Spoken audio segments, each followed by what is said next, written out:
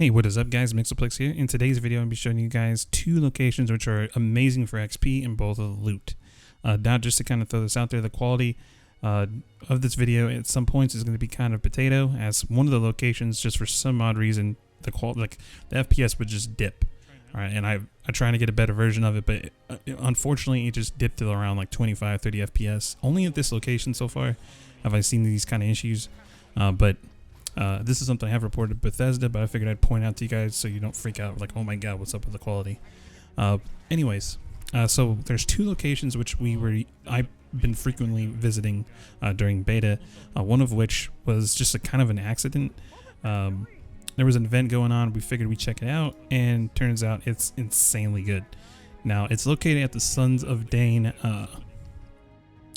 club, which is basically like northeast on the original biome. I'll make sure to show you a little picture of it on your screen. But you're going to want to do a particular event there. Now, without the event, you can get some mutants that spawn there every now and again, but it's not like what we're doing in this video. So for the event, you're going to need to do one violent night. Now this makes it so you have to play music to eventually spawn in a Wendigo, which drops legendary pieces. It's pretty much guaranteed legendary gear at the very end of this, but that's not what we're doing in this video. Now this wasn't intentional. Unfortunately, this event's not that easy. Seeing as I'm a much higher level than my partners, I was doing most of the damage, and I had them take the task of playing the music. Now to play the music, they constantly just come and come and come. It's ridiculous. The thing is, she was getting one shot. Fortunately for me, I had power armor, which I think is a determining factor of me actually being able to do this. And I was also cycling psychos just to keep my melee damage up. And that is, I think, how we did this. Now, if you are going to do this, I recommend you have power armor. Like, you can't just have the frame. You need actual pieces on your set to do this. And just accept that you will get hit with diseases. For some reason, about 2 or 3 of the mobs when they spawn have diseases, and it's crazy. That could be from a legendary to a non-legendary. It's crazy. And on top of that, my partners who are like level 16 to like level 20 at this time were getting one shot by this. So if you don't have armor, this event's gonna be pretty hard. I think it's tailored to more of a higher level, or maybe it was just because I was around. I'm not sure.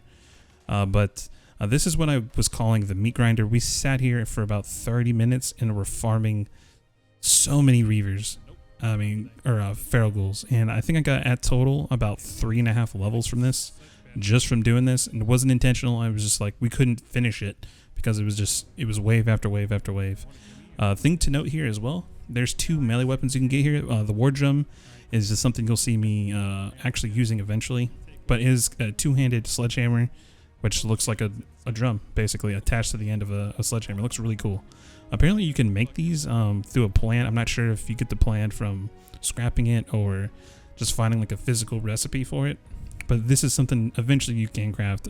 There's also a guitar sword, which has been confirmed as a craftable item. So going through this, we ended up coming out with like 2 or 3 legendaries. I think we got a cryo later.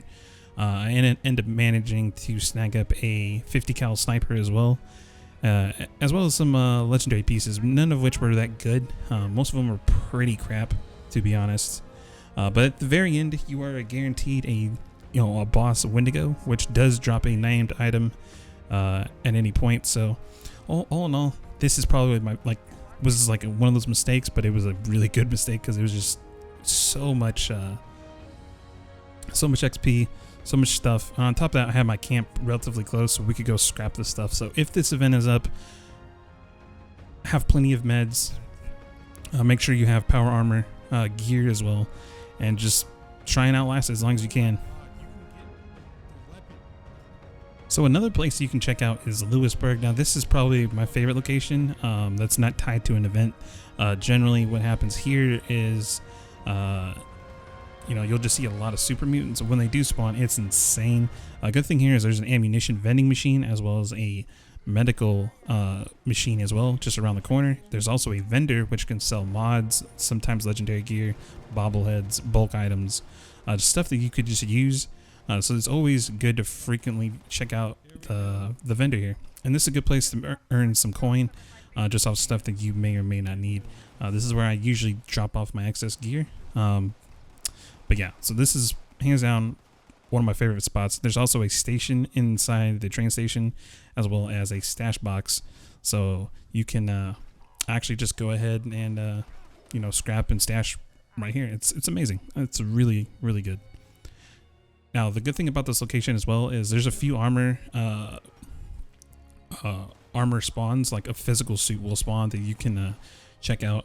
I should have some footage here if I manage to find it, but just to kind of show you guys how crazy you can get right before the server was shutting down for the final beta. This is just a little taste of what can happen. I've seen it about twice as bad as this, but this is another what I would call a meat grinder. What you can do is you have 1 or 2 people on either side of the train station and just cover the doors. They will drop a lot of Molotovs, grenades. This is one of those places you will truly need heals. I think I took more damage here than I did at the event that I showed earlier, just because they tend to shoot 38, 308 shotguns, grenades. I mean, they just do more damaging things other than melee hits. So it's a kind of a pain in the ass, but I figured I would let you guys know just a few of my farming spots. This is probably my one is Lewisburg. That's my guarantee. But the event, if it is up at the motorcycle club, definitely worth stopping to do that and just enjoy it as long as you can, and then just finish it before you run out of heals or whatever, or at the very least have your camp nearby so you can come back right away. So hopefully you guys enjoyed this video. Hopefully you guys will visit these spots on release. This is something that everybody on the stream was like, you got to make a video for this, and I was like, yeah, we'll probably go ahead and do it, because I think it's a good thing to know. I think having a few locations where you can farm gear and farm creatures at your discretion is good. For me, I like to do that. Sometimes it's just fun to just go out and swing and kill stuff.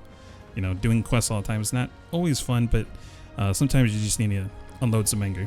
So hopefully you guys enjoyed this video. If you did, hit that like button. Consider subscribing for more Fallout 76 videos. Just stuff that I'm going to be doing or covering is just general tips, some of the quality of life stuff that I do that'll hopefully make your gameplay just a little bit easier. Also, by subscribing to the channel, you'll also be notified of when we do our live streams over here on YouTube. So it's kind of like a 2-for-1 special. So just consider subscribing for the live streams as well. We're going to be bouncing from different games until the 14th hits. When Fallout officially comes out, we're going to be going all in. So hopefully you guys will join us for this. So thank you guys for watching, and I'll see you guys in the next one.